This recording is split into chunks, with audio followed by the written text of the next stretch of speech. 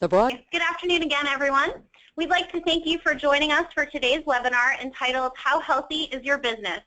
5 KPIs Every Security Company Should Know, sponsored by Perennial Software. I'm Shannon Murphy, Vice President of Sales and Marketing, and I will help to facilitate today's webinar. First, I would like to cover just a couple housekeeping notes before we get started. Just so you know, all callers will be muted for the duration of the call.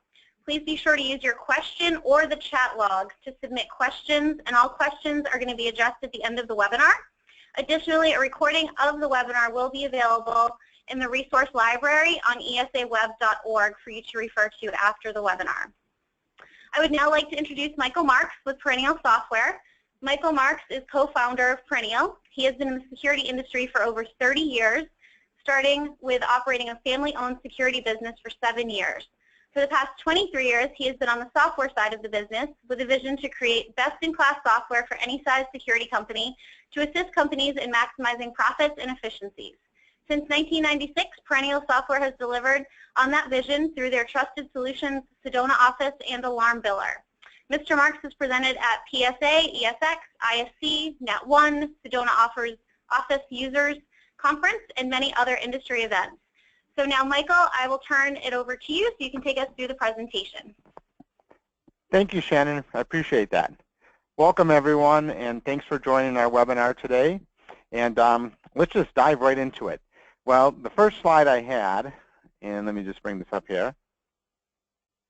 The first slide I had was an introduction on myself, but I'm going to skip this because Shannon did a better job than I can ever do on that. So thank you for that, Shannon. There's the introduction in case you missed it, but I'm just going to jump right into the presentation. So today we're going to talk about the 5 KPIs every security company should know. So before we talk about that, let's just ask a real simple question. What is the KPI? For those who don't know, a KPI is a key performance indicator. Excuse me. It's a measurable value that demonstrates how effectively a company is achieving key business objectives. Now, KPIs can be both at a high level or a low level, and it really depends on what you want to look at. For security companies, a lot of the KPIs typically revolve around sales, RMR, the service department, installations, things that you're doing on a daily basis. And what's real important about KPIs, though, is that they should be used in a real-time mode. Reported on either real-time or often. And tools to report on KPIs that are very, very effective are dashboard and reporting tools. It's an excellent way to do that so the data is presented quickly, efficiently, and effectively. So tips for creating KPIs before we begin. Number 1. Make sure your KPIs that you choose align with the strategic goals and objectives of your business.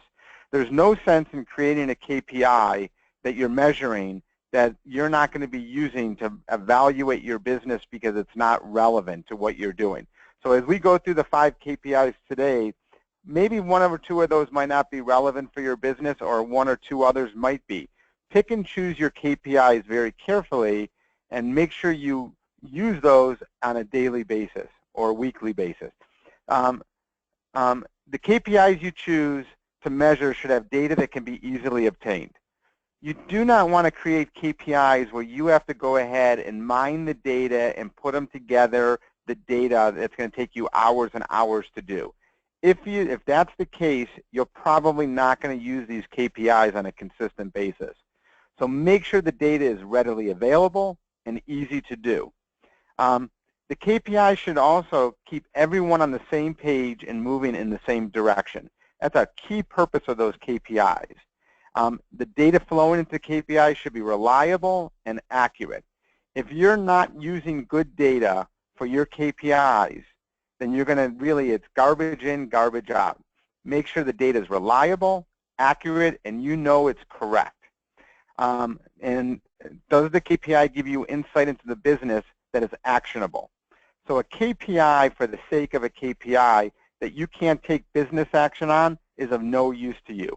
Make sure the KPI is relevant, so when you see something that's out of whack or not what you want it to be, you can take action to correct it, fix it, or improve upon that. And your business obviously is always growing and changing. Make sure your KPIs are doing the same. So the KPIs you have today might not be the KPIs you need tomorrow.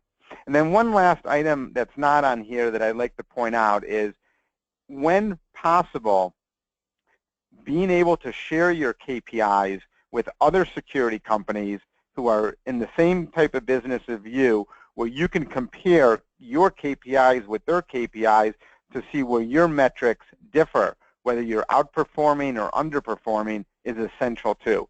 So anytime you could get involved in a group or in a situation where you can collectively share, evaluate KPIs, it's a very, very beneficial thing for your business. So let's jump into it. Let's talk about the KPIs. The first KPI I want to talk about is understanding your receivables. Everyone knows in a small business, medium-sized business, even a large business, cash is king. You need money to pay your bills, to pay your employees, to keep things going in your organization. And if you don't have an understanding of your accounts receivables, you're not going to have a good understanding of your cash and your cash flow. So KPIs can be used very effectively to track your AR open receivables against your aging buckets, track your AR open receivables by type of service, and as well as tracking your AR open receivables by salespeople or any other key metrics that are important to you. So when you're looking at your receivables, you really want to look at them both, not from a micro level, obviously from a collection standpoint, but from a macro level, you need to know where your receivables should be month in and month out. Obviously, if you're heavy into recurring invoicing, the day after you do your big invoicing run, you're going to have a higher receivables. But at the end of the month or middle of the month, you should have predictable amounts of where your receivables should be at any point in time. And it's important to really understand your aging buckets. So here's a real simple KPI that almost any company should be able to do, is really looking at your total receivables by aging bucket, and then look at the percentage of the total by each bucket. Now, I put together some fictitious data here just to show you what it might look like, but you might look at the 91 to 120 day bucket here, and we could see how it spikes up. And we could see it's 9% of our total. That's telling me I have a collection issue. Why is so many receivables being pushed off well past 91 days? If almost 10% of my receivables is over 10 days past due, I have some type of issue going on, and I need to address that. And tracking this on a month-to-month basis to really see those changes, not only in the dollar values, but in the percentages, will give you a good understanding of where your agings are. Right below that, quick little graph that can be made out of that, that just graphically represents your aging buckets. And a lot of times, and I always like to say, the picture's worth 1,000 words. I like to see pictures. Pictures tell me something that's going on that I can just visually see, and I can really then tells me now go in and drill down into this. So that's one type of KPI, looking at your aging. Another one, for example, might be looking at your open AR by service type.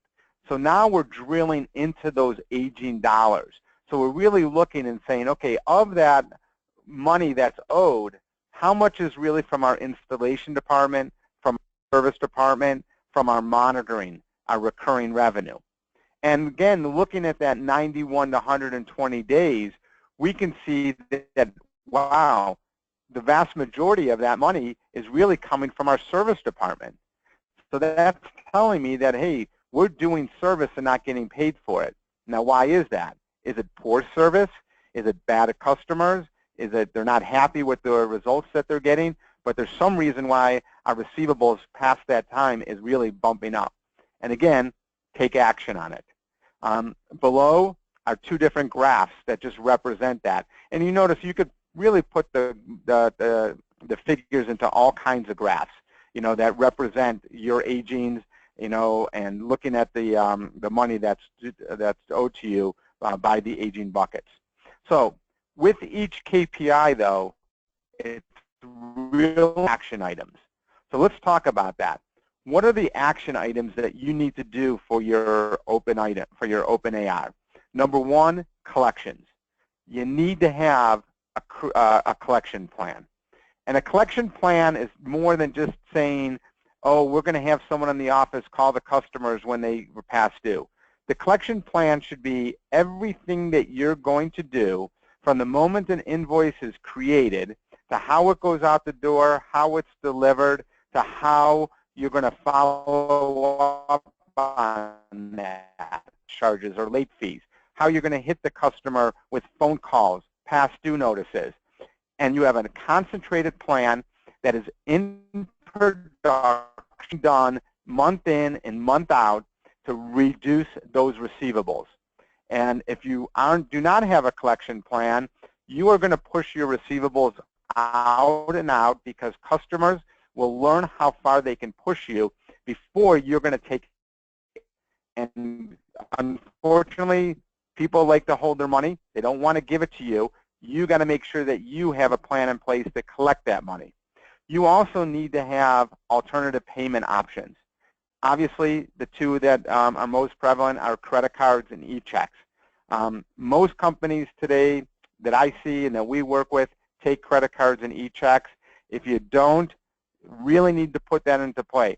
It makes it much more easy and convenient for customers to pay. Yes, there might be a small fee with the credit cards, but that fee is going to be a lot less than if it's sitting on your receivables and you're aging for 30, 60, 90 days. You also need to make it easy for your customers to pay.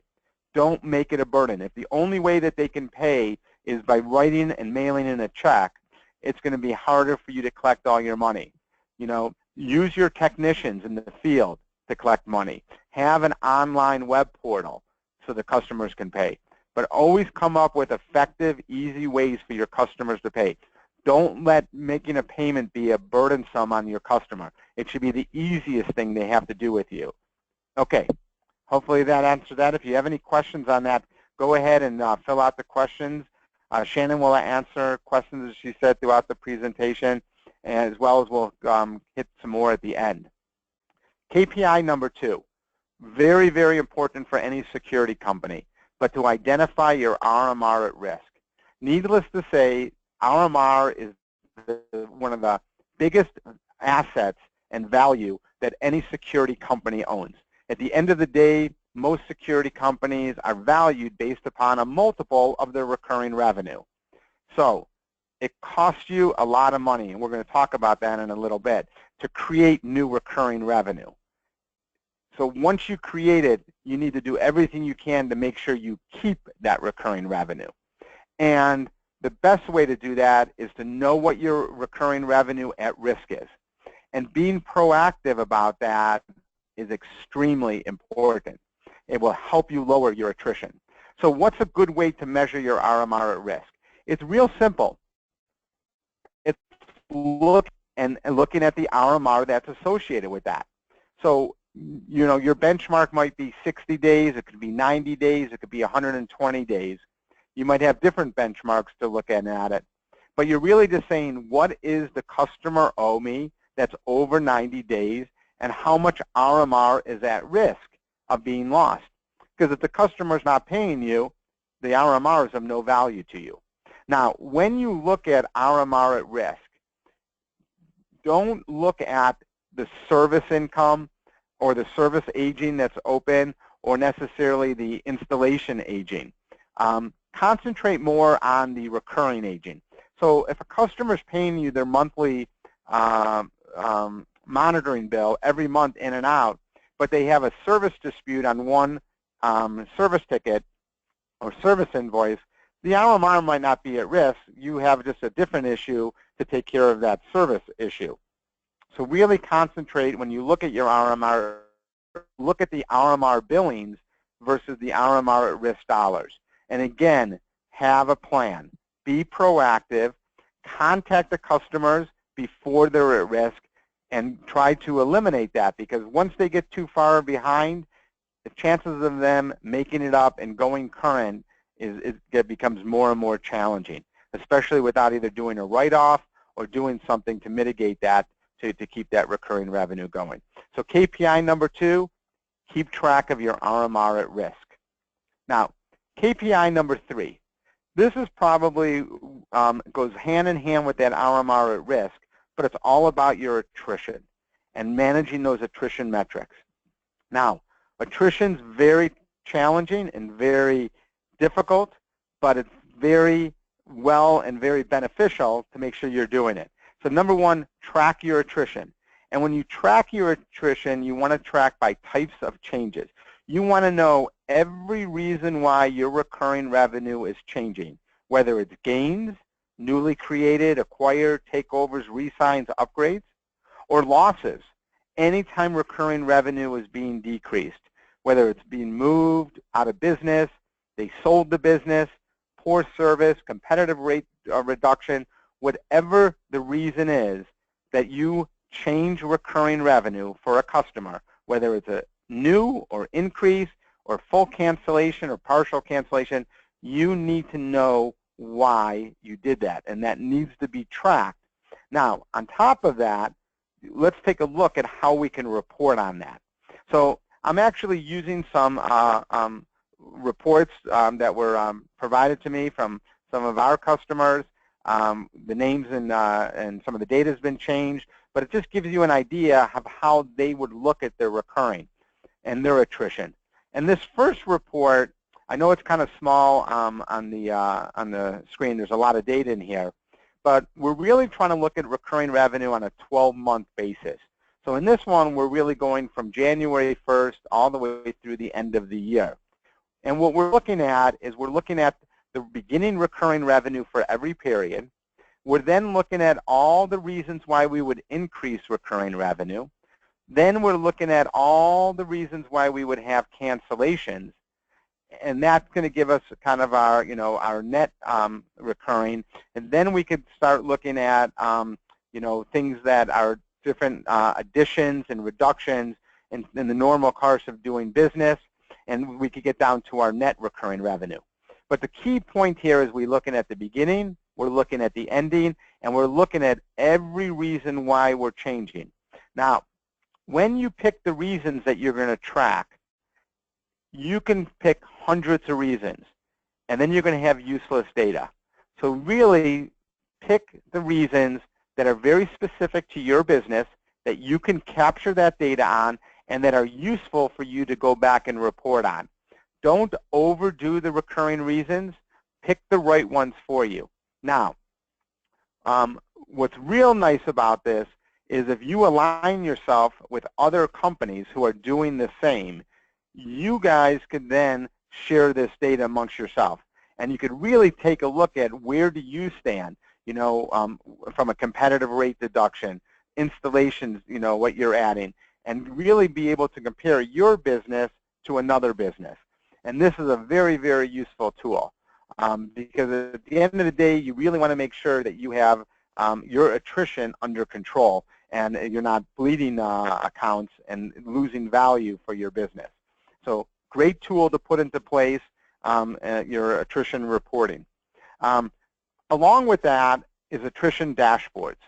And the reporting is a big matrix. You're looking at a lot of data, but dashboard elements will really give you snapshots of your recurring revenue at any point in time, whether you want to look at it based upon your daily, weekly, monthly, year-to-date, putting goals in mind with that so you could see how are we performing based upon our goals. So if every month you want $1,000 of recurring revenue, where do you stand on the 20th of the month? Are you on your way to your plan, or are you off your plan?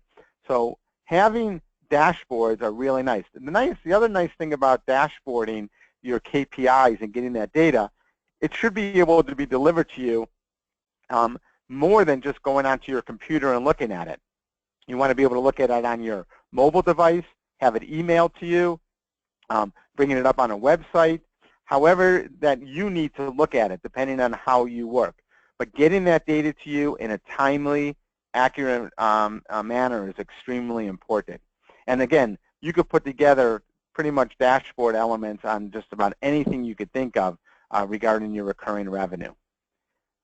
Here's another nice way to look at your recurring revenue, and this is what's called a RMR 12-month roll forward report. And this report's much simpler than that other report we were looking at that's showing us all of our cancels and ads and all that. This is just taking a look at all the recurring revenue items and looking at what is the recurring value that we had, the RMR, at the end of each month, looking at it from a 12-month roll forward. So if we run this report for this month, we go back 12 months, we could see every change, the growth of the recurring item codes. We could look at the percentage change by month as well as the percentage change by year. And it's a really amazing what the analysis will give you, because you could really then get a trend and see, which services over the last 12 months have really been growing, which services have been declining. Where should we put in our effort into sales and marketing to continue to grow our recurring revenue? So let's talk about a few of the action items on your RMR attrition. Number one, you need to benchmark your attrition rate. Whatever that is, for example, if you say we're going to have an 8% attrition, you need to know, are you on pace? Not at the end of the year when you run one report to look at it. You need to be on top of this on a month-by-month basis. Maybe even more often than that. You got to report on it, you got to track it, and you have to analyze it to understand where that attrition is. A change in just 1 or 2% of your attrition over a 5-year period could be worth hundreds of thousands of dollars, if not millions of dollars, in terms of cash flow and valuation to a security company. It's probably, from the big companies, there's no question they get this. They see this. For a lot of small to mid-sized companies, you need to put the time and the effort into this to manage that. You need to create and look to create a customer retention plan. A customer retention plan is a little bit different than just tracking your attrition, but it's a specific plan to track, to create tasks to keep your customers and expand the services you offer them. Every customer you have is a valuable asset to you. Number one, you want to keep them. Number two, you want to figure out ways to sell them more services. Everyone knows, especially on the residential side of the business today, there's a lot of new players in the DIY market and the smart homes. Every security company is putting in smart home technologies. Do you have a plan to go to your existing customer base and actually show them what you can do for them, how you can offer a complete smart home package? Because if you're not the first one to bring that to their attention, somebody else will. And then when somebody else does, you have a chance of losing a customer. So make sure you have a customer retention plan, not only to go through the services you offer, but keeping them informed of all the other things that you do, whether it's newsletters, email campaigns, bill stuffers, whatever it might be. Everything that you're doing is always to make sure that you're retaining that customer. As I mentioned before, here your attrition with other security companies. You're not in this alone. All the other companies that are in this industry have the same issues, problems that you do. They have the same competitive threats. Working with other companies, talking to them is a great way to understand how you can make and lower your attrition. Shannon will be more than happy to tell you about great things that the ESA offers in terms of different events throughout the year, which are great, but it's a great way to meet other companies and to share that. And then lastly, audit your RMR on a monthly basis. If you do nothing else, do this.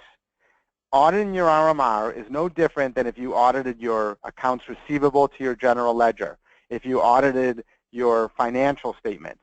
But you should be able to balance your RMR on a month-by-month basis. And it's a very simple calculation.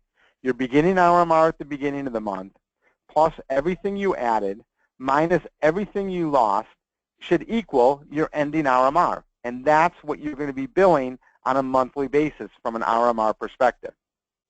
Make sure you do that. This will give you, if you do that, then you have all the other tools that you need to do all of your attrition reporting. So put that into place if you take anything out of this presentation today. Okay, KPI number 4. Know your creation multiples. Everyone knows if you're in the RMR business, it typically costs money to some extent to create new recurring revenue. So what is a creation multiple? It's basically the dollar amount it costs you to create $1 in new RMR. Now, some companies have a creation multiple that's very low, or maybe not at all. But most companies, especially if they're in the residential and trying to generate significant or high volumes of RMR, have a cost to do this. They have the marketing costs, they have the labor costs, they have the installation, they have parts, everything that goes into it. And understanding all those costs, putting that together, and then figuring out what your creation multiple is. Now, simple ways to do that is most companies, I would recommend, start off to do this at the macro level. You know, look at it from the big picture of your company. Take all of your installation revenue, less your material costs, less your labor, subcontractors. You'll get your profit and loss on doing the installation. That is kind of your direct creation multiple. Then you're going to take your sales costs. What did it cost you in terms of marketing, sales, advertising, commissions, you know, and now you're getting your creation multiple with your sales costs. And then you could start looking at your G&A expenses, depending on how you want to look at this, whether you want to take half of it or you want to take your corporate G&A expense and put that into it. And then take that, you're taking the net loss, you're dividing it by the RMR, and that's how you're getting your creation multiple. So you need to know the new RMR generated off of those sales, which goes into the previous KPI, to be able to calculate this with you. Then, once you have it at the macro level, you can start doing this at a micro level too. Sometimes that's relevant to do, especially if you're commercial and you want to get into more job costing and to understand that. But your creation multiple is going to be company performing at the level that it should to generate those new recurring revenue. So what are you taking away from this? You need to know the true cost of creating your new RMR. And it really gives you the ability to know, is it better to make or buy? Making it is what you do organically. So you are creating, you're doing your sales, you're generating it, you're determining what your creation multiple is. And if your creation multiple is 15 or 20, which is very, very good, it's a lot cheaper to do that than to go out there and buy new recurring revenue if it's going to cost you 30, 35, 40 times monthly recurring revenue to buy it.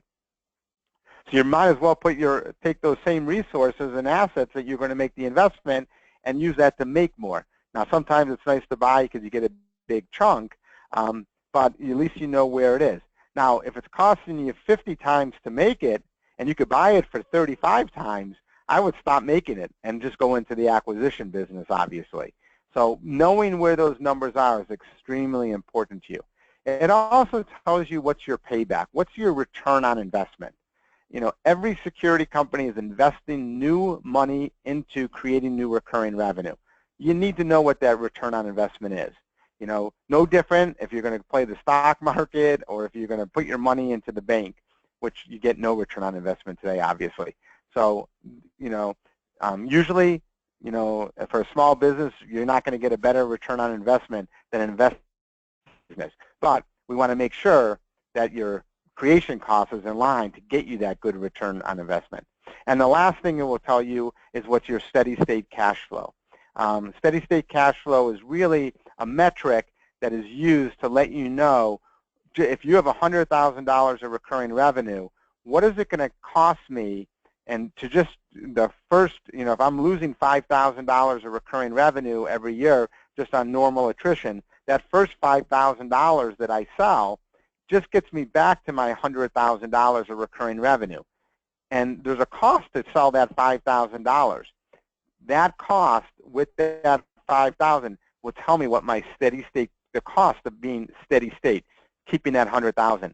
Anything I sell above that replacement value, that's my gain. So, when you're looking at that, then to get that gain, obviously, you want to know what those dollars cost you as well. If you have any questions on steady state cash flow, it's probably something that we could talk offline about. It could become more of a complicated subject, but it's a very, very useful KPI and reporting tool to know. And as you move up the financing ladder to working with bigger banks and want more money, this is something that all the banks want to know about is, what is that steady state cash flow? Because for them, that just tells them what does it cost you just to stay even in terms of your recurring revenue. Then let's move on to the last one, KPI number 5. This is a little bit different. This is something we do within our business, and this is something I work with a lot of companies on, and it's a very, very important metric to know. I have never seen a security company. I've seen all kinds of statistics on attrition rate, steady state cash flow, all kinds of metrics. But a metric to know, what is your revenue per employee? And I haven't seen this as much shared within security companies, and it's a good thing to look at. So it's a key metric to understand how your business is performing.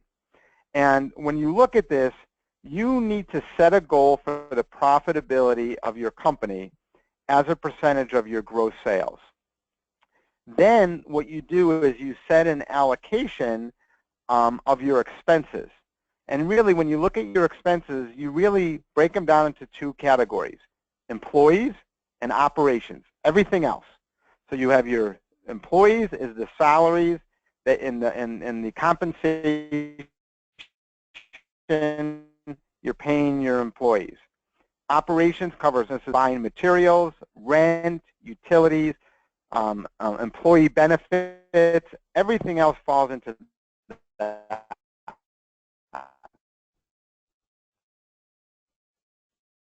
And then really simple, think of it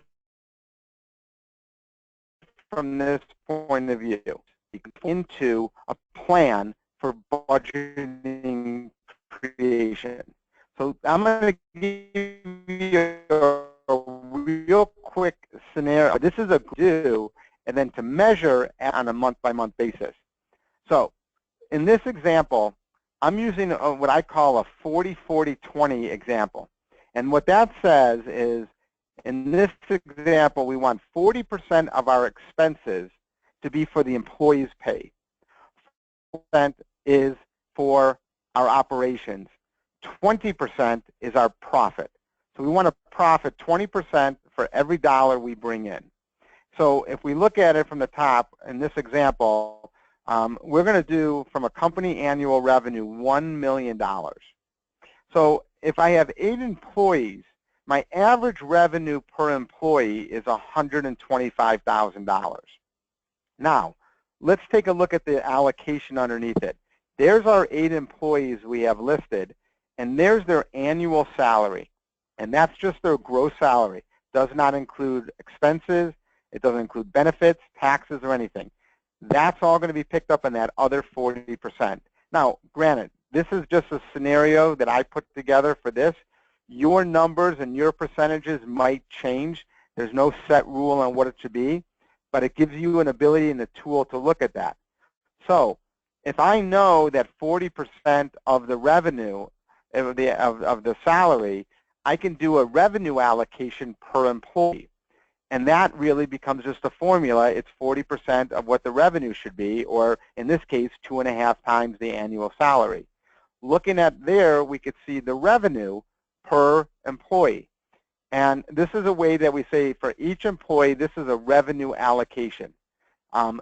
So if they turned around and we paid this person $25,000, and if they really did a revenue allocation of $62,000, we should make $12,500 based upon that. Now, in this example, you could see we're skewed because I have $460,000 of annual salary, at 40% on $1 million, it should be 400,000. So according to what we put together, either I change my numbers, or I need to bring my sales up, or I need to bring my salaries down. You could see also is based upon this, and if I only do $1 million, I'm not going to get my my 20% on that type of sale. I'm going to actually go and be, maybe if I'm lucky, 10%. So it's a way to look at your business from a different set of view. And you're looking at it from the employee level and understanding that revenue per employee, and then understanding the mix of how you're going to allocate that. It's a tough exercise to do, but it's amazing when you put this together and you lay this out, and then you report on this on a month-by-month basis. You might see that you need to tweak some things, but you're going to get a great snapshot and analyzation of your business like you never did before. If you do this, I'd like to know not only what your goal is for your profit, but what your revenue allocation and how you look at that from doing that. And again, that could change based upon the security company you are. You know, if you're heavier into large-scale commercial installations with really large material costs, you know, those operation costs are going to be higher than if you're more into the residential side of the business. So it's not one simple way to say that this is the same formula for every company. So takes away for this, number one, it's a great tool to use for budgeting. It helps determine if all the employees are pulling their weight.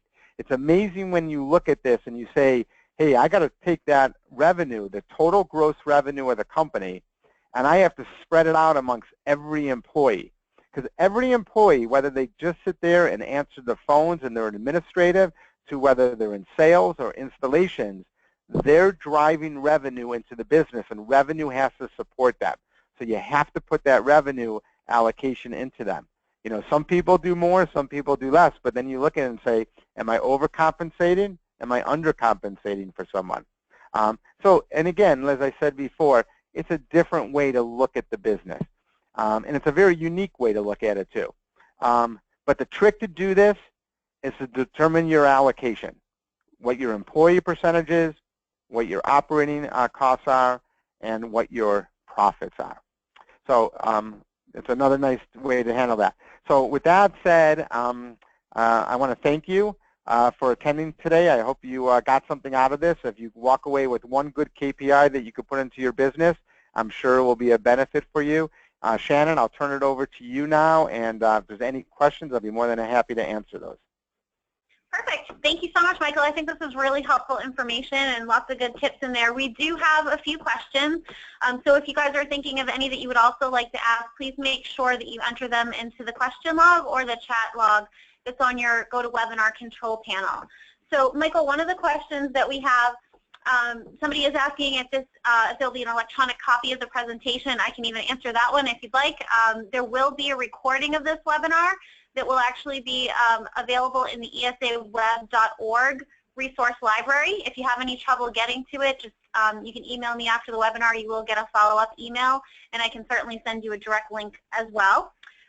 But Michael, I do have another question here. Someone is asking, do you have any examples that you can provide on cost-effective ways to communicate with your customers in order to preserve RMR? Absolutely. That's a great question. So think of all the ways that you're already touching a customer and how you could piggyback along with that to give them additional information. So the first thing is most companies send an invoice at some point. So every time you're sending an invoice to the customer, think about adding some other means to touch base with them. Well, a bill stuffer. So just adding one piece of paper into that invoice is a great way to do that. And then obviously another very cost-effective way to do that is email. Email, very cheap, very inexpensive, and for existing customer bases, you should get a pretty high response. Now, one effective way to communicate with your customers via email is to do surveys and to find out how you're performing. And today, what we're seeing used more than ever before is what's called the Net Promoter Score. So if you're familiar with a Net Promoter Score, it's really a real simple concept. It's asking the customer one simple question when you're done doing either service or installation or working with them. And that question is this: on a scale of 1 to 10, how likely are you to refer us to somebody else? And if you find that a customer is giving you 9s and 10s, you know you're doing good service. If you're getting anything but 9s and 10s, you need to pick up the phone and call the customer and ask one simple question: why? And what could we have done to make it better for you? Because you need to make sure that you are giving the best service and your customers are willing to refer. A good campaign on a Net Promoter Score, you should be able to get back 30 to 40% response. And that's a great sampling and will really let you know how you're doing with your customers. So those are just a couple ways, Shannon, to reach out and touch customers. Okay, awesome. I have some more questions coming in. So this was early on that he entered this, so I'm not sure exactly what he was referencing, but he was asking if one of the report formats was inside AlarmBiller. So Michael, maybe you could just mention, which of the report functionality is kind of available potentially, and that might answer the question. Okay, yeah, so a lot of the reports that I showed and a lot of the ability to get this data obviously is available within our products, both within Sedona Office and AlarmBiller. And what I would suggest is, instead of going through that on this call, please feel free to either give me a call. My phone number is on the board right now, or drop me an email, or just go to our website, perennialsoftware.com, and just send us an email, and we'll be more than happy to discuss any specific reports or ways to capture and create these the data that we talked about today. Okay, perfect. And here's another question for you, Michael. How do you allocate profits comparing a salesperson to a clerical employee? Yeah, that's a great question, because it's hard to do. A salesperson could be responsible for bringing in $1 million in business, or 500,000. A clerical person doesn't bring in a dime sometimes, But when you do that formula that I talked about before, and you lay out every employee and what the gross pay is, you use the same formula to do the revenue allocation for them. Because at the end of the day, you're distributing it equally amongst the business. And it's more subjective, and they're absolutely right. It's not, you can't just say that salesperson, well, they should be more valuable. Well, they're going to probably make a lot more money too than that administrative person's going to make.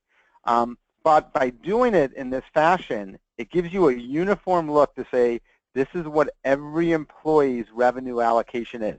And sometimes you're tweaking it and you're playing with the numbers to make them to work out. And then you'll see, hey, someone's either overpaid or underpaid in terms of how you're doing that.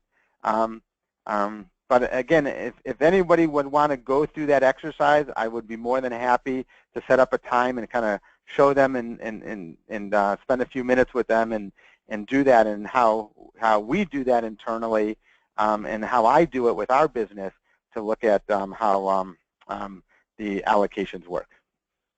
Okay, perfect. And I have some more for you here. Somebody is mentioning the 40-40-20 is great. Do you have any documentation on how to share this with employees to get them on board, or maybe how other alarm companies use this to get their employees to buy in? Well, I'll be honest with you, I haven't seen this being used by too many alarm companies. We use it here internally from a high-end management point of view. So, I'm not saying that you can't use it and share it with your employees, but it's more for us on how we budget and create our annual budget. And we look at it from the, we're very labor-intensive in our business, and I'm sure a lot of security companies are also. So I can't answer that specifically, but all I could say is, I think there's no rules in terms of how you use this and how you present it to your employees, or if you just use it at a management level. So I don't know what else to say about that then. Okay. And this is actually going back to the previous question, more about allocating profits across different functions. Someone is asking, distributed evenly or prorated by their salary? Well, the formula is actually distributed evenly on the same basis. So if you do that 40-40-20, you're doing that for every employee. So, if an employee $10,000, you're doing an allocation based upon that. If they make $50,000, so if they make $50,000, they're going to be responsible for more of the revenue. But the idea is you use that same formula throughout the whole organization, because otherwise what you're going to be doing is you're going to be justifying what somebody who is more, like we've talked about before, because they're in sales, well, they bring in a lot of revenue, and someone who's not, they don't bring in one. Under this formula, everybody is allocated to that same revenue that's coming in, because at the end of the day, you have a big bucket of revenue. That's all the money you're going to do in the year, and you're sharing that equally for every dollar of payroll expense you have. Okay, so even though someone doesn't bring in revenue, it's still, you need that revenue to not only pay them, but to pay the operating expenses that is associated with them. So this isn't the budget that your traditional budget where you're looking at, your cost of goods sold and your other expenses. What you then do is you take this analysis and you plug in your regular budget and you make sure they're aligned. Because at the end of the day, you want to drive a certain percentage of profits to the business for the revenue that you're bringing in. Now, there are some security companies that their profit wants to be zero at the end of the year, because their only goal at the end of the year is to generate more recurring revenue. And that's fine if that's what your business goals are. So it's just a different way to look at it, and it's a really useful tool once you get the concepts and the understanding down of that. Perfect. Michael, I think that is all of the questions so far. I wasn't sure if there was anything else that you wanted to add before we kind of wrap it up.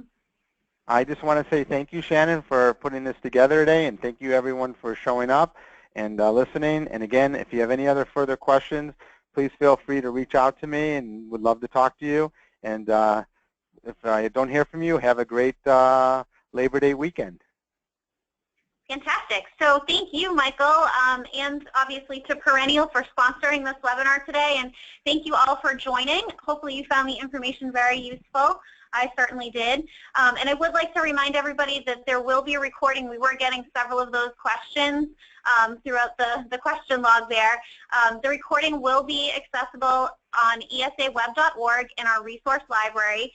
And Michael had also mentioned earlier in the call that benchmarking against other folks in the industry is a really good practice, and you can certainly do that at a lot of our events. So Michael, thank you for mentioning that. We do have our Rising Leaders Forum coming up in Washington in October, and then our Leadership Summit is also a really great place to do some of those things, and that will be in Tampa in February. So if there's anything that we can help you with there, please don't hesitate to ask. So again, thanks everybody for your participation. We appreciate your time, and hope that you have a fantastic rest of the day. Thanks, everyone. Thank you. Bye-bye.